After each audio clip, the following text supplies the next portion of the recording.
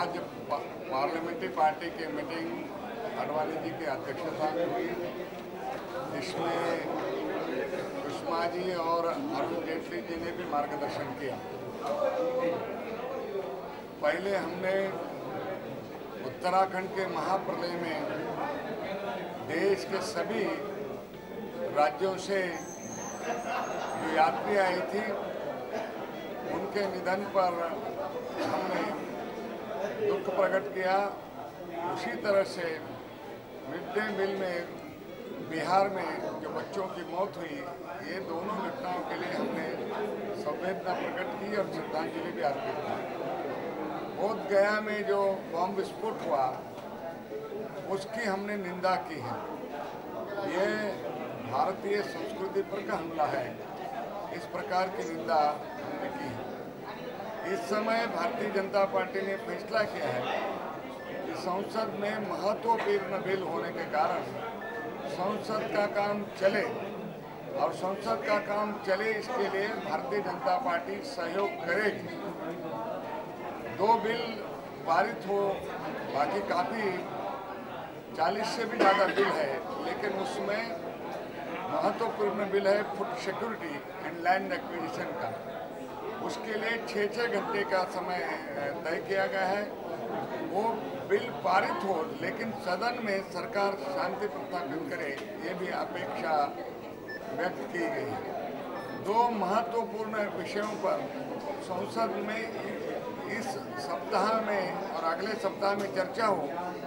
एक उत्तराखंड का महाप्रलय और दूसरा रुपयों का डिवैल्यूएशन, जो रुपये का अवमूल्यन हो रहा है उसके परिपक्ष में हमारे देश की अर्थव्यवस्था की चर्चा सदन में हम करना चाहते हैं। और उसमें महंगाई का मुद्दा, क्योंकि जो पेट्रोल और डीजल में जो हाइक हुआ है उसके बारे में भी ये महंगाई, रुपये का अवमूल्यन और पेट्रोल और डीजल के बढ़ते हुए दाम, इन 3 विषयों को केंद्र बिंदु रखे देश की आर्थिक स्थिति की पूरी चर्चा सदन में हम करना चाहते हैं।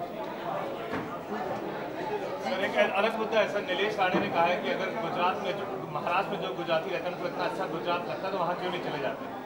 क्या डिवाइसिव पॉलिटिक्स है? देश के किसी भी कोने में किसी भी भारतीय को रहने का अधिकार है। भाषा और प्रदेश के आधार पर कोई भेदभाव नहीं होता है। और गुजराती मुंबई में 30% है। आज तक गुजराती के खिलाफ किसी ने कभी आवाज़ नहीं उठाई है। राणे जी क्यों आवाज़ उठा रहे इसका पता नहीं चलता है, लेकिन इस प्रकार का उनका वक्तव्य, उसकी भारतीय जनता पार्टी ने निंदा की है। और गुजरात के लोगों को गुजरात भेजना ये, और वो गुजरात जाके रहे, ये कोई महाराष्ट्र की संस्कृति नहीं, महाराष्ट्र के कल्चर नहीं है। मुंबई में हर प्रदेश से, देश के हर कोने से लोग मुंबई में रहते हैं और उनको रहने का अधिकार है। ये हमारी भूमिका है। ये मध्य प्रदेश में मदरसा में अब गीता की पढ़ाई शुरू हो रही है, तो ये क्या आप उचित मानते हैं? नहीं, देखिए कि वहाँ फैसला क्या हुआ इसका मालूम नहीं, लेकिन इतिहास के बारे में और सर्वधर्म के बारे में कुछ न कुछ पढ़ाई सभी प्रदेशों में है। और उन्होंने कहा कि, और मंत्री ने जवाब दिया है, किसी भी मजहब के जो मूल तत्व है उसको पढ़ाई में लाने के लिए मध्य प्रदेश सरकार का कोई संकोच नहीं है। कर्नाटका में एक दुर्गा शक्ति नागपाल जैसा ही केस हुआ है। वहाँ पे अनीस अहमद नाम के एक IAS अफसर का तबादला किया गया क्योंकि वो बहुत एफिशिएंट थे। क्या कहें? किसी भी प्रदेश में किसी भी एफिशिएंट ऑफिसर का तबादला उसके एफिशिएंसी के कारण और ईमानदारी से काम करता है इसके कारण नहीं होना चाहिए। और दुर्गा शक्ति पर भी अन्याय हुआ, ये भारतीय जनता पार्टी की भावना है। और अच्छे ऑफिसर को वो अच्छा काम कर रहा है करके उसको वो पनिशमेंट मिले, ये कोई भी अच्छा प्रशासन चलाने के काम नहीं है।